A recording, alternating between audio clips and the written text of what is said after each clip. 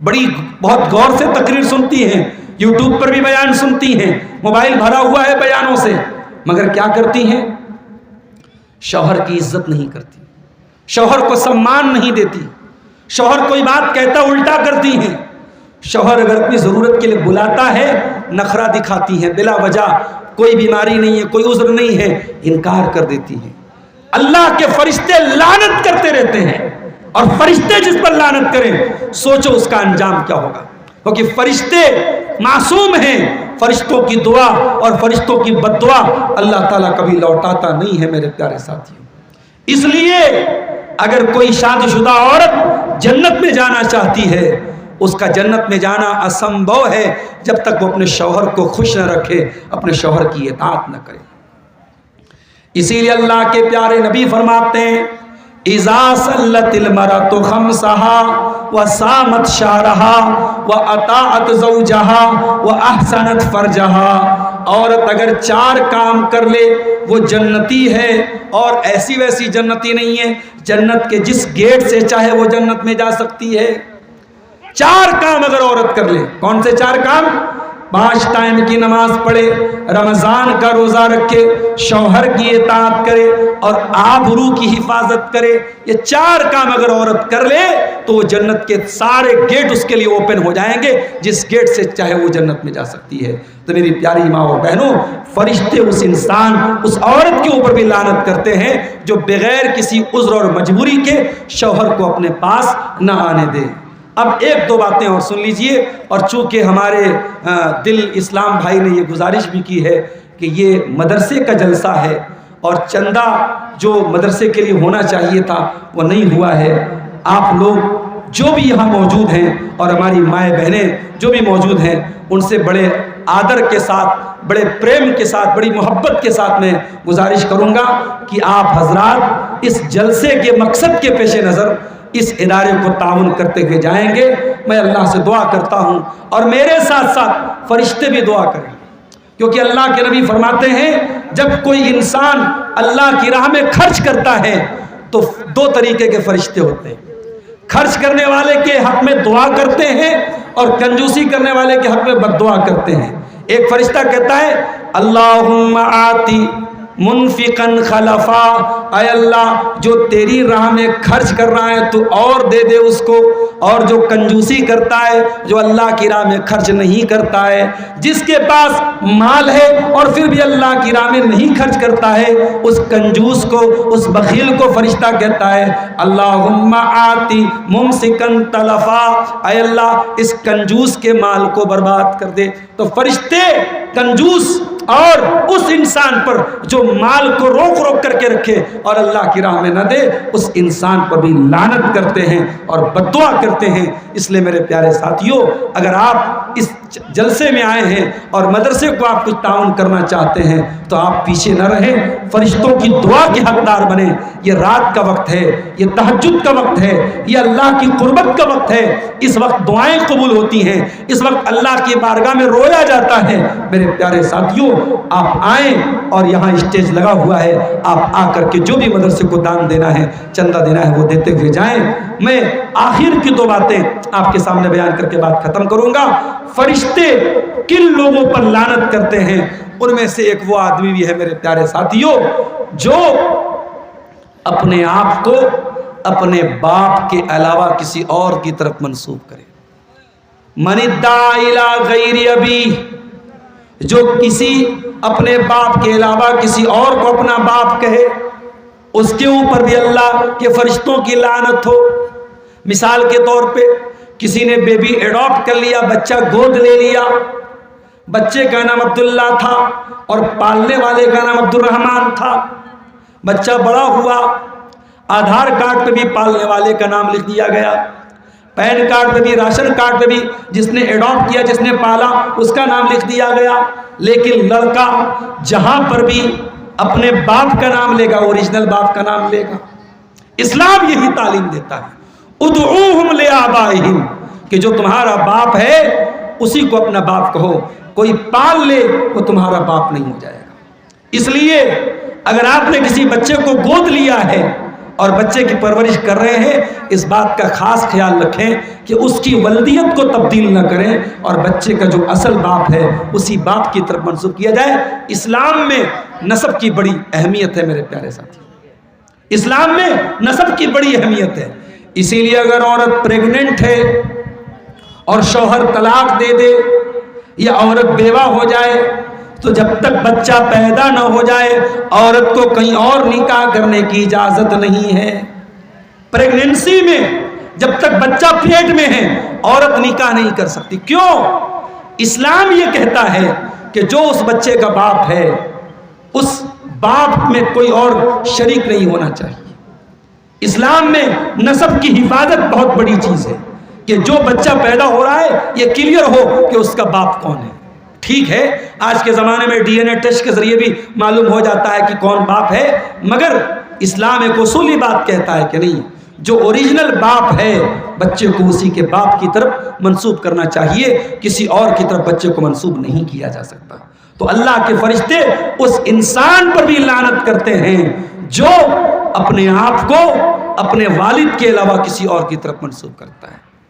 اسی طریقے سے جو عورت گھر سے نکلتی ہے بے پردہ ہو کر کے، بے حیا ہو کر، خوشبو لگا کر، ایسی عورت بھی ملعونہ ہے، لعنت کی اللہ کے نبی نے اس کے اوپر اور فرشتے بھی اس کے اوپر لعنت کرتے ہیں۔ ملعونہ ہے وہ عورت، لعنت کی گئی ہے اس عورت کے اوپر۔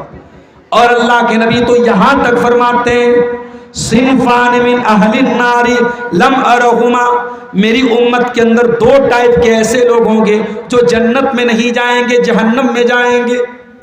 قوم معہم سیات کاذناب البقر یضربون بها الناس، ایک وہ لوگ ہوں گے جن کے ہاتھ میں گائے کی دم کی طرح کوڑے ہوں گے اور وہ کوڑوں سے لوگوں کو ماریں گے۔ ظالم لوگ ہوں گے، جو ظالم ہوں گے، جو اپنے پاور کا، اپنی طاقت کا غلط استعمال کریں گے، ان لوگوں پر بھی اللہ تعالیٰ کی لعنت ہوگی اور وہ لوگ جہنم کی آگ میں چلیں گے۔ وَنِسَاءٌ كَاسِيَاتٌ عَارِيَاتٌ مُمِيلَاتٌ مَائِلَاتٌ، اور ایسی عورتیں بھی جہنم کی آگ میں جائیں گی جو کپڑا پہن کر کے بھی ننگی ہوں گی۔ بہت بڑی بات ہے یہ، بہت بڑی بات ہے یہ، کپڑا پہن کر کے ننگی ہوں گی۔ میں سمجھتا ہوں اس ایک شبد کے اوپر اگر غور کرو، اس ایک لفظ کے اوپر غور کرو تو زمانے کا سارا فیشن اس کے اندر آ جاتا ہے۔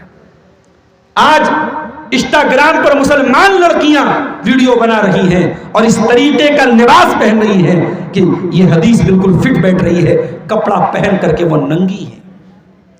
غیر مسلموں کی بات نہیں کرو، مسلمان لڑکیاں آج چند پیسوں کے لیے اور شہرت کے لیے اور تھوڑے سے ویوز کے لیے اس گندگی پر اتر چکی ہے میرے پیارے ساتھیوں۔ اللہ کے نبی فرما رہے نساء کاسیات عاریات، کپڑا پہننے کے باوجود ننگی ہوں گی، ممیلات، اور غیر مردوں کو اپنی طرف آکرشت کریں گی، کھینچیں گی، مائلات، اور جب راستہ چلیں گی ان کے چلنے کا انداز بھی شریف عورتوں کی طرح نہیں ہوگا، پاک دامن عورتوں کی طرح نہیں ہوگا، ان کی چال بھی غلط قسم کی لڑکیوں کے جیسی فاحشہ عورتوں کی طرح ہوگی۔ عورت کی چال بتا دیتی ہے کہ یہ حیا دار ہے یا بے حیا ہے۔ موسیٰ علیہ السلام کے دور میں ایک عورت چل رہی تھی، حضرت شعیب کی بیٹی، وہ کتنی خوبصورت تھی اللہ نے نہیں بتایا، اس کی ہائٹ کیا تھی اللہ نے نہیں بتایا، وہ کتنی حسین و جمیل تھی اللہ نے نہیں بتایا، اللہ نے اتنا بتایا تمشی علی استحیاء، وہ شرما شرما کے چل رہی تھی۔ عورت کی چال سے پتہ چل جاتا ہے عورت کے اندر کتنی شرم و حیا ہے۔ اللہ کے نبی نے فرمایا وہ بے حیا عورتوں کی طرح چال چلے گی، کپڑا پہن کر کے ننگی ہوگی، غیر مردوں کو اپنی طرف آکرشت کرے گی اور بے حیا عورتوں کی طرح چلے گی۔ اللہ کے نبی کا اگلا جملہ سنیے اور میری ماں اور بہنوں اپنے گھروں کا ماحول آپ سدھار لیجئے۔ اللہ کے نبی کہتے ہیں لا يدخلن الجنہ، ایسی عورتیں جنت میں نہیں جائیں گی، ولا یجدن ریحہا، اور جنت میں جانا تو بہت دور کی بات ہے، ایسی عورتیں جنت کی خوشبو بھی نہیں پائیں گی۔ میرے پیارے بھائیوں، ایسی عورتیں بھی اللہ کی لعنت کی حقدار بنیں گی۔ مگر میں بڑی معذرت کے ساتھ ایک بات اور کہنا چاہتا ہوں، اگر کسی گھر کی لڑکی ایسا کپڑا پہن رہی ہے تو سوال تو پھر بھی یہی پیدا ہوتا ہے کہ اس کا باپ کہاں مر گیا، اس کا بھائی کہاں مر گیا، اس کا شوہر کہاں مر گیا۔ اور اکبر الہ آبادی کا وہ شعر یاد آتا ہے، بے پردہ نظر آئیں کل جو چند بیویاں، اکبر زمین میں غیرت قومی سے گڑ گیا۔ پوچھا جو ان سے آپ کا پردہ وہ کیا ہوا، کہنے لگی کہ عقل پہ مردوں کے پڑ گیا۔ عورت کا پردہ جب مرد کی عقل پر پڑتا ہے تب مرد بے غیرت بن جاتا ہے۔ میرے پیارے ساتھیوں، اگر عورت کی بے حیائی غلط ہے تو مرد کی بے غیرتی بھی غلط ہے۔ حدیث سن لیجئے، اللہ کے نبی فرماتے ہیں قیامت کے دن 3 ایسے بد نصیب لوگ ہوں گے، اللہ تعالیٰ نہ تو دیکھے گا ان کی طرف، نہ پاک صاف کرے گا، نہ بات چیت کرے گا۔ کون 3 لوگ ہوں گے؟ نمبر 1، العاق لوالدیہ، اپنے ماں باپ کو ستانے والا، اپنے ماں باپ کو دکھ دینے والا، والمرأۃ المترجلہ، اور مردوں کے جیسی چال ڈھال اپنانے والی عورت، اور نمبر 3 الدیوس، وہ بے غیرت مرد، الذی یقر فی اہلہ الخبث، جس کے گھر میں بے حیائی ہو رہی ہو اور اس کو کوئی فرق نہ پڑے۔ ارے کتنے تو اتنے بے غیرت ہوتے ہیں، اپنی بیٹیوں سے زنا کرواتے ہیں، اپنی بیوی سے زنا کرواتے ہیں۔